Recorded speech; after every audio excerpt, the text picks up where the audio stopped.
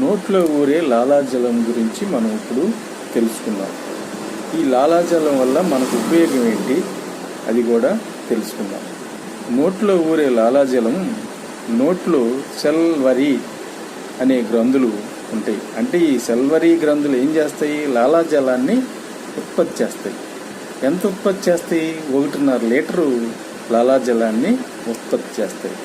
ఈ లాలాజలంలో హెమిలేజ్ లైఫేజ్ అని 2 ఎంజైమ్స్ ఉంటాయి. అదిగాక టైలిన్ అనే ఎంజైమ్ కూడా ఉంటుంది. ఈ లాలాజలం వల్ల మనకు ఉపయోగం ఏంటి? గ్లూకోజ్ను గ్లైకోజ్గా మార్చుకొని మరి ఇది బ్లడ్లోకి పంపుతుంది. అయితే మనం ఆహారం అనేది మెత్తగా నవ్వులు తిన్నట్లయితే నోట్లోనే జీర్ణం అయిపోతుంది. అంటే మరి మెత్తగా నవ్వులితే నోట్లోనే జీర్ణం అయిపోతుంది. అయితే ఎన్ని ఎంజైమ్స్ ఉంటాయి? హెమిలేజీ, లైఫేజీ, టైలిన్ అనే ఎంజైమ్స్ 3 ఉంటాయి.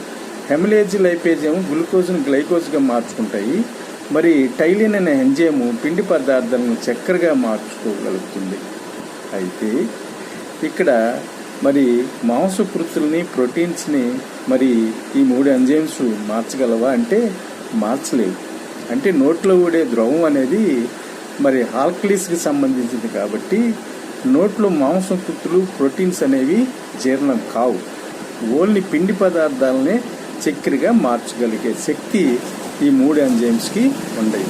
అంటే ఈ లాలాజలం ఎంత ఉత్పత్తి అవుతుంది? 1.5 లీటర్ ఉత్పత్తి అవుతుంది.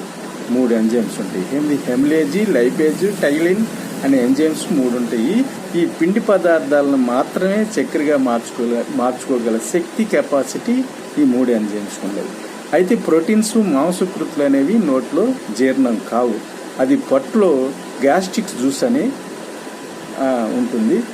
ఆ జ్యూస్ వల్ల ప్రోటీన్స్, మాంసకృతులు అనేవి జీర్ణం అవుతాయి.